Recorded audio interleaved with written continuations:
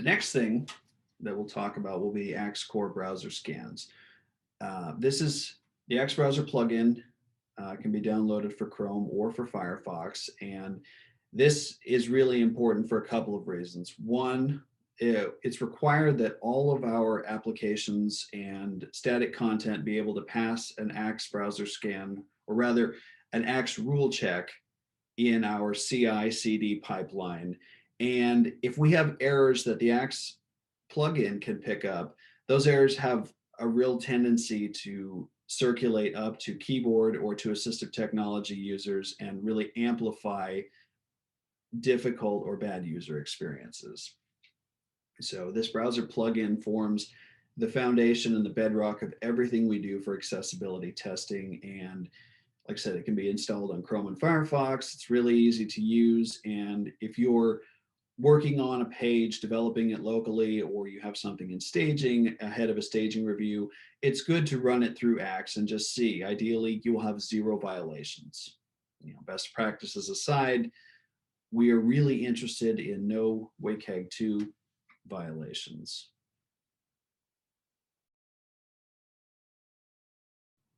The next item we'll talk about will be the Axe Browser plugin. And so I already have the plugin installed, and it'll be linked out in the PDF deck that I'll send to everyone after the fact. So once it's installed on Chrome or Firefox, if I right click and go down to inspect, should move this to the bottom, I now have a new tab called Axe. If I go over to it, I'm just going to go ahead and click on scan all of my page. And okay, this is going to tell me that I've got 5 items that I need to review. And actually, I am going to look at this and say, okay, my best practices are off. I'm going to go ahead and turn best practices back on by checking the box to enable best practices. I go back and I am going to run this again.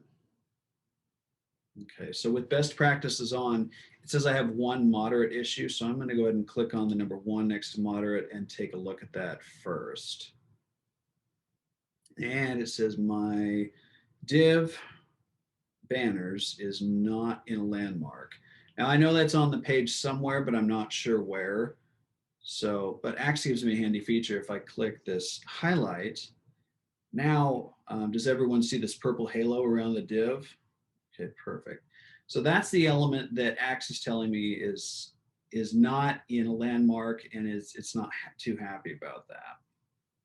And Axe is going to give me a lot of information about how to solve this violation. In this case, if we gave this div a role of region, or we folded it into our main well or our some other container, we can solve that pretty easily.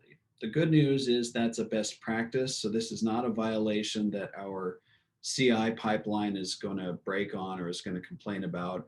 But that is something that, if we had some cycles or we had some interest, we could go back and review this component and close that out pretty easily. So I'm going to click into the review items. And usually the review items are elements must have sufficient color contrast. Axe is pretty good now about saying, I don't know, why don't you go ahead and take a look? When we have elements like text with a background image beside it, Axe usually flags those as items to review, because in the past it had made a lot of false positives and rendered Axe kind of not as effective in CI pipelines, because it would break builds and developers would have to go back and say, no, those are not issues. And it really just slowed things down. So now it leaves it up to you to decide. So again, I'll click on highlight, and I'm just going to cycle through these 4 items. Looks like our search icon, our VA benefits and healthcare, about VA, and the 4th one, okay, is our H1 on the page. Well, we know that all of these are okay. Like all of this white text on a dark blue background has plenty of contrast. The other 3 are white text on a dark blue field, plenty of contrast, with a background image that's not interrupting or disrupting anything. So we're in pretty good shape here. Where Axe is really beneficial, I'm going to go ahead and I'm going to stop the highlight, and I'm going to deliberately add some bad markup to this page. Zoom this in a little bit more. So I'm going to edit our H1, and I'm going to add a role of nonsense.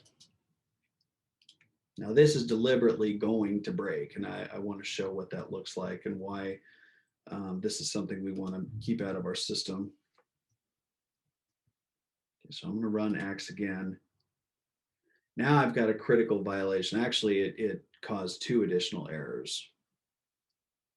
So I have added a role that is not valid ARIA to this H1. Actually, I've done 2 things. I've added a role that was nonsense and that is a breaking violation.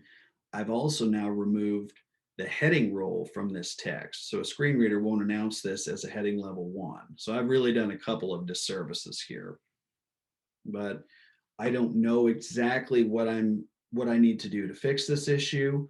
Axe also gives me links out to the maintainer's website with more information. So if I click on more info, it will open a new tab out to DeCue University, and it will explain ARIA roles and why they must conform to valid values, what those values look like.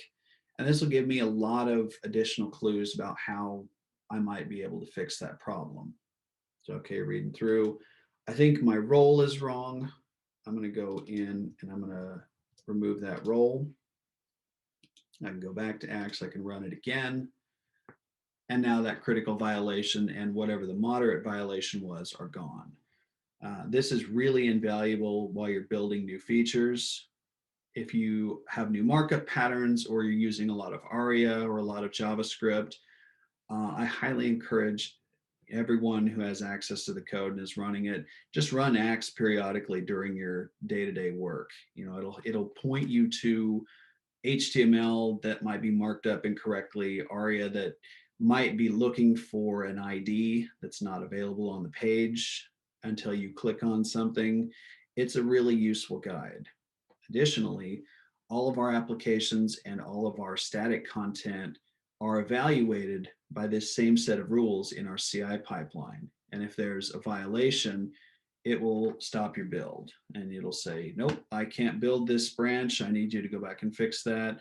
And then you have to restart your build and wait for Jenkins and CI or Circle to rebuild and reload. So we really encourage everyone who's got code access, install Axe, use Axe.